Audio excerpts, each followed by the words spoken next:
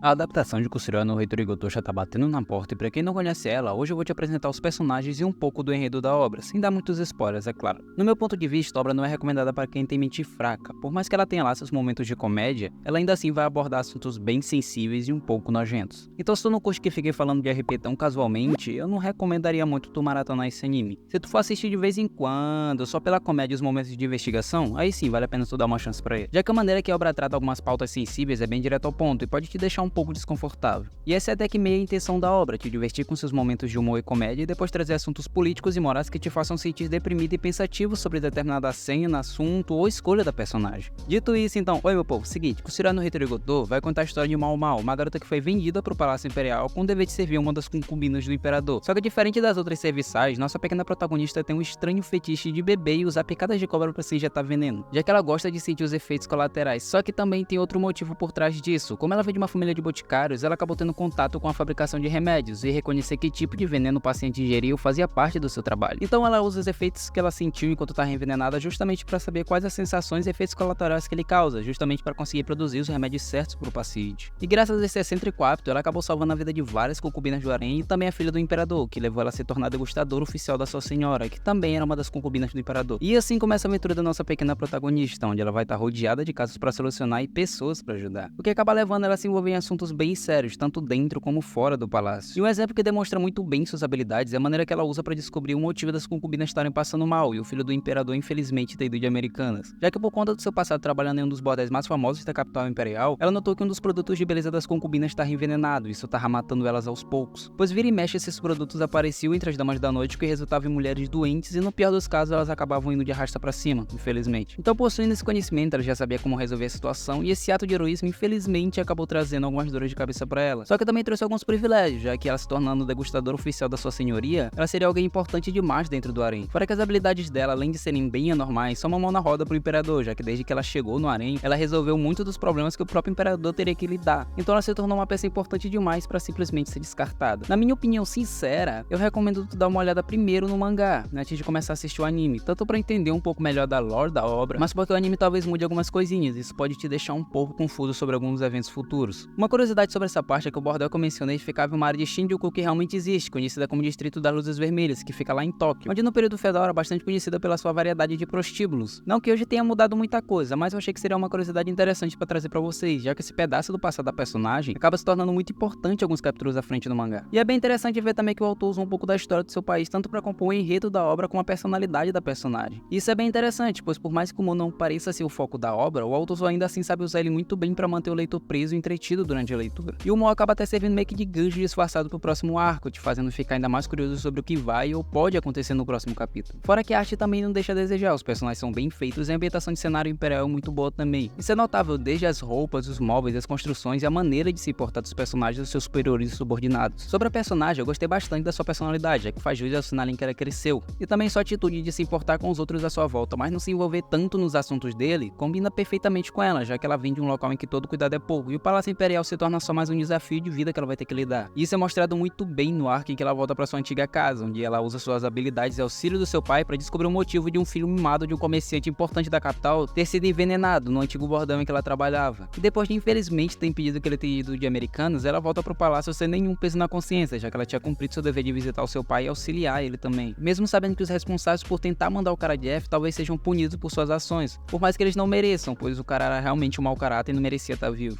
Já em relação aos outros personagens, cada um tem uma personalidade única e muito importante dentro do enredo, pois cada um pode ajudar de uma maneira completamente diferente, alguns tendo mais influência e poder que outros, o que pode ser uma grande ajuda tanto dentro como fora do palácio. Todos têm um arco específico que demonstra um pouco mais sobre eles, alguns são bem emocionantes de se acompanhar, como o arco lá da concubina que perdeu o filho e tava ali quase no de Americanas porque a serviçal dela tava ainda utilizando os produtos que estavam envenenados nela, e isso foi até bem triste de ver, porque mesmo sabendo que ela não devia fazer isso, ela tava continuando fazendo porque ela achava que a senhoria dela tava se sentindo bem e se manter bonita mesmo praticamente estando morta. E foi até bem impactante esse capítulo aí, e é bem emocionante de se acompanhar também. Sem contar o carisma e o modo de se portar de cada um, que é bem divertido de se ver, já que temos personagens muito bem humorados, como no caso ali do Eunuco, que ele aparece muito, praticamente em todos os episódios ele tá aparecendo ali. E são personagens que fazem bastante sentido à história, por mais que ele pareça ser o personagem ali que vai ser o romance amoroso dela, não é meio que isso, é mais uma amizade de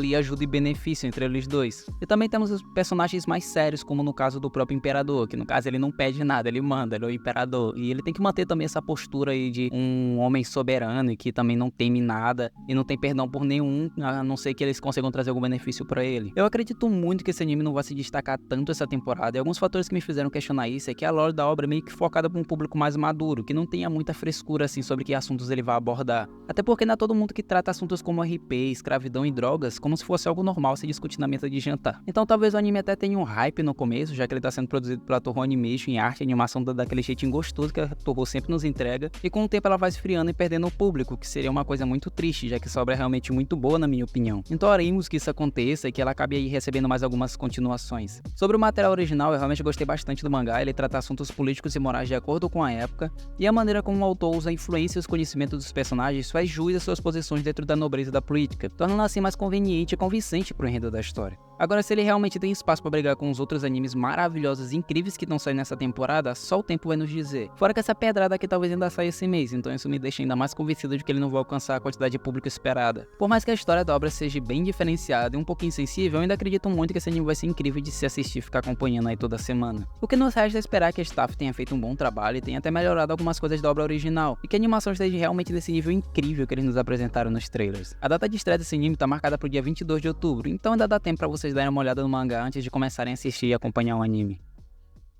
Meu povo, por hoje é isso. Agradeço muito pelos mais de 150 inscritos, eu realmente amo muito gravar esses vídeos aqui pra vocês. Então fico por aqui, vídeo novo toda semana. Então, até a próxima semana. Falou!